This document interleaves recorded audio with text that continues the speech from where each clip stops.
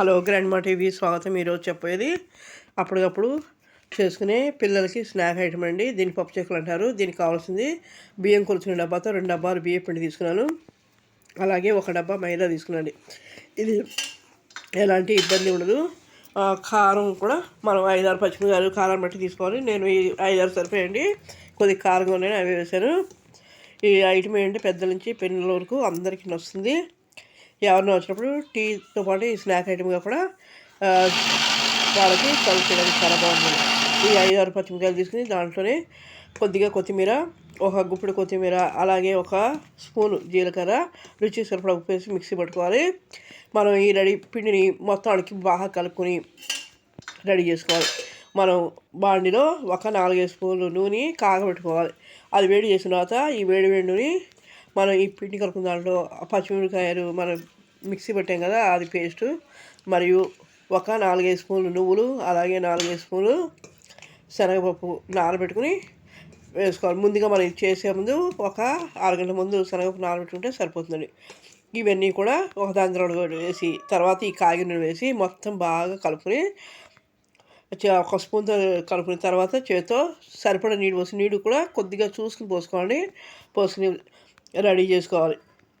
Ready చేసుకుని దీన్ని ఒక పళ్ళెం తీసుకుని చిన్న చిన్న బాల్స్ లాగా చేసుకుని పెట్టుకోవాలి. పూరీ మేకర్ ఉంటే పూరీ మేకర్తో చేసుకోవచ్చు. లేదంటే మనకి బరువైన గ్లాస్ కానీ దీంతో కానీ ప్లాస్టిక్ కవర్ మీద బరువైన గ్లాస్ కానీ గిన్నె కానీ ఏదైనా బరువైనది ఉంటే దాంతో ప్లాస్టిక్ కవర్ మీద ఒత్తుకోవచ్చండి. ఇవన్నీ ఇలా రెడీ చేసుకుని ఒక ప్లేట్లో తీసుకోవాలి. ఇవి చాలా సింపుల్గా ఈజీగా అయిపోయాయండి. బయట పిల్లలు అడిగినప్పుడు బయట కొనే స్నాక్స్ కంటే కూడా ఇది చాలా మంచిదండి. వీకెండ్స్లో కనుక జాబ్ హోల్డర్స్ అలాంటి వాళ్ళు వీకెండ్స్లో కనుక ఒకసారి చేసుకుంటే వారం మొత్తం చూడండి. కాకపోతే ఇవి 15 రోజులు 15 నెల రోజులు కూడా నిల్వ ఉంటాయండి. నూనె కూడా ఎక్కువ పీల్చదు. చాలా చాలా సింపుల్గా అవుతుంది. చాలా బాగుంటాయి, టేస్ట్ బాగుంటాయి. పెద్దవాళ్ళ నుంచి పిల్లల వరకు చాలా నచ్చుతాయండి. ఇవి ఇలాగా అన్నీ రెడీ చేసుకుని ఒక ప్లేట్లోకి ఉండలుగా చేసుకుని చిన్న చిన్న ఉండలు చేసుకుని పూరి మేకర్తో ఒత్తుకోవాలి.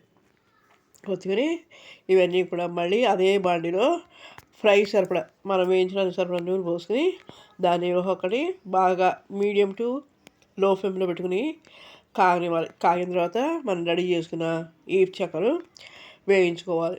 ఇవి చాలా బాగుంటాయి. పిల్లల నుంచి పెద్దవాళ్ళకి వస్తాయి. ఎవరైనా అప్పటికప్పుడు వచ్చినప్పుడు టీతో పాటు ఈ స్నాక్ కూడా సర్వ్ చేసుకోవచ్చండి. చాలా సింపుల్గా జాబ్ హోల్డర్స్ ఒకసారి చేసి పెట్టుకుంటే కనుక వాడి పిల్లలకి లంచ్ బాక్స్లో స్నాక్ ఐటమ్ కావచ్చు, మరియు లేకపోతే ఈవినింగ్ స్కూల్ నుంచి వచ్చిన తర్వాత కూడా వాళ్ళకి ఇవ్వచ్చు. అలాగే పెద్దవాళ్ళు కూడా టీతో పాటు స్నాక్ ఐటమ్ కూడా తినచ్చు. ఇవి నేను చేసేవన్నీ సింపుల్గా ఈజీగా అయిపోయాయండి. కొత్తగా నేర్చుకునే వాళ్ళకి, బ్యాచులర్స్కి, అలాగే జాబ్ హోల్డర్స్కి ఇది ఈజీగా అయిపోయే రెసిపీ అండి. మీరు కూడా ఒకసారి ట్రై చేయండి. ఎలా ఉందో కామెంట్ చేయండి.